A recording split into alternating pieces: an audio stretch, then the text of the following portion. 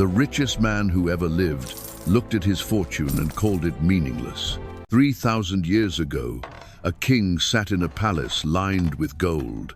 His annual income, roughly $1.5 billion in gold alone. His estimated net worth, between $2 and $3 trillion, more than any billionaire alive today.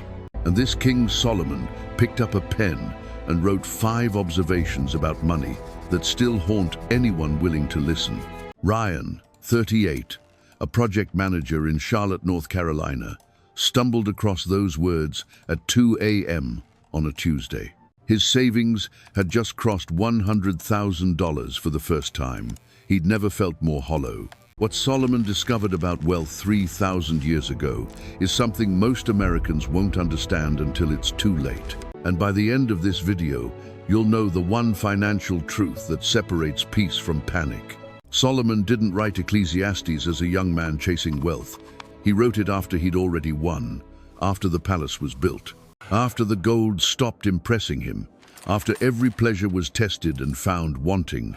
Ecclesiastes isn't a book about poverty. It's a confession written by the wealthiest person in recorded history, a man who tested every form of abundance and came back with a warning. And here's what makes his warning different from every money can't buy happiness cliché. Solomon isn't guessing. He's not theorizing from a philosophy classroom. He earned more in a single year than most corporations earn in a decade. He's reporting from the summit. His confession? 5 observations about money that modern research has spent billions confirming. So what did the richest man alive actually see from up there?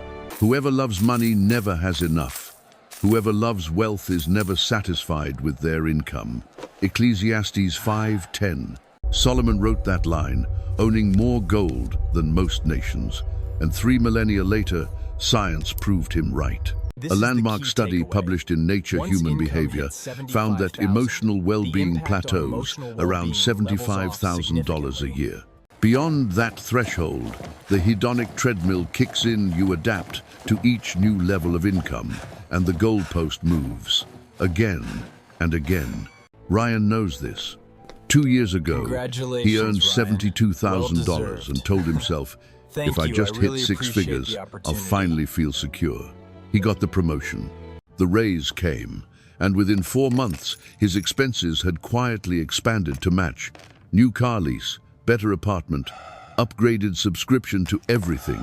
The number in his account grew. The anxiety stayed exactly where it was. According to the Federal Reserve's 2025 survey, only 55% of American adults have set aside 3 months of expenses, despite median household incomes reaching record highs. We're earning more than any generation in history, and we're still not satisfied. Solomon saw this 3,000 years ago. We're just catching up. If this ancient wisdom is changing how you think about money, subscribing means you won't miss the next principle. But Solomon's next observation is even more unsettling. As goods increase, so do those who consume them. And what benefit are they to the owners except to feast their eyes on them? Ecclesiastes 5:11. Solomon noticed something brutal about wealth. It attracts spenders. The more you earn, the more people and expenses show up to claim a piece. Bigger house means higher property taxes, HOA fees, maintenance bills. Higher salary means lifestyle inflation, social pressure, golden handcuffs. And then comes verse 12, possibly the most relatable line in ancient literature. The sleep of a laborer is sweet, whether he eats little or much, but the abundance of the rich permits them no sleep. Ecclesiastes 5:12. The guy earning $45,000 with no debt sleeps like a stone. The executive pulling $350,000 lies awake at 3 a.m. calculating quarterly taxes, managing 3 investment accounts, and refreshing futures markets on his phone. Ryan's neighbor Dave, a school custodian, has never checked a stock ticker. Dave's paid off his modest house. Dave goes fishing on Saturdays. Dave doesn't know what portfolio rebalancing means. Ryan, with triple Dave's income, hasn't slept through the night in 6 months. Bankrate's 2026 Emergency Savings Survey found that more than half of Americans are uncomfortable with their savings, regardless of how much they actually have. The median emergency fund dropped to $5,000, half what it was the year before. More money, less sleep. Solomon called it 3,000 years ago. Read that stat again. Regardless of how much they have, I have seen a grievous evil under the sun, wealth hoarded to the harm of its owners. Ecclesiastes 5:13. This is Solomon's darkest warning. Money, saved obsessively, can become a prison. Not because saving is wrong, but because hoarding replaces living. The National Bureau of Economic Research found that lottery winners don't reduce their probability of bankruptcy. They merely delay it, and the collapse, when it comes, is significantly larger. Research suggests that around 70% of major lottery winners face serious financial trouble within 7 years. And the psychological cost? Studies indicate that roughly 40% of lottery winners report experiencing depression after their win. Solomon saw this pattern millennia before modern psychology existed. Everyone comes naked from their mother's womb, and as everyone comes, so they depart. They take nothing from their toil that they can carry in their hand. Ecclesiastes 5:15. Ryan's father-in-law, Gerald, 67, retired with $1.2 million in his 401k. Gerald hasn't taken a real vacation in 4 years. He clips coupons for groceries he can easily afford. His grandchildren ask to visit every month. Gerald says he's too busy. Busy doing what? Watching a number on a screen that he'll never spend. Gerald's wealth didn't save him. It replaced his life.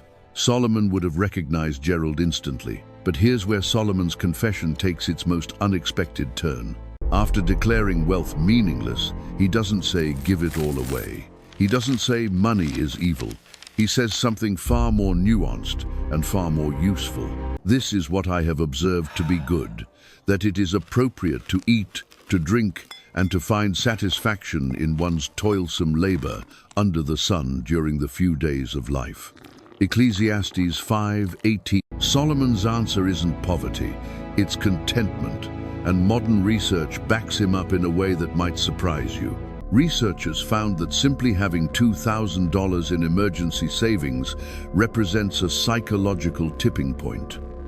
Below that threshold, financial anxiety dominates daily life. Above it, people report significantly reduced stress and a stronger sense of control, regardless of total income. Not $200,000, not $2 million, $2,000. The wealthiest king in history arrived at the same conclusion modern behavioral economists are just now confirming. Enough isn't a number. It's a relationship with what you already have. Ryan put down his phone that Tuesday night. He opened a blank document, not to track his net worth, but to list what he already had. A healthy daughter, a paid-off car, a job that let him leave by 5:30 p.m. The balance in his account didn't change. But something in Ryan shifted. Solomon would say, that shift is worth more than gold. Most financial channels will never tell you this. Solomon spent a lifetime accumulating wealth and an entire book confessing it wasn't enough. 3,000 years later, the data confirms every word he wrote. Money won't save you. Not because money is bad, but because it was never designed to carry that weight. Tonight, before you check your bank balance, write down 3 things your money can never buy that you already have. 3 things, 60 seconds. It might be the most valuable financial exercise you ever do. If someone you know is chasing a number that keeps moving, share this video. Not because it has all the answers, but because sometimes hearing what the richest man in history had to say changes the question entirely. Solomon's warnings didn't stop at money. In our next video, we'll explore the one investment Solomon said always pays back, and it has nothing to do with the stock market. The wealthiest man who ever lived left you a letter. It's 3,000 years old, and it's still waiting to be read.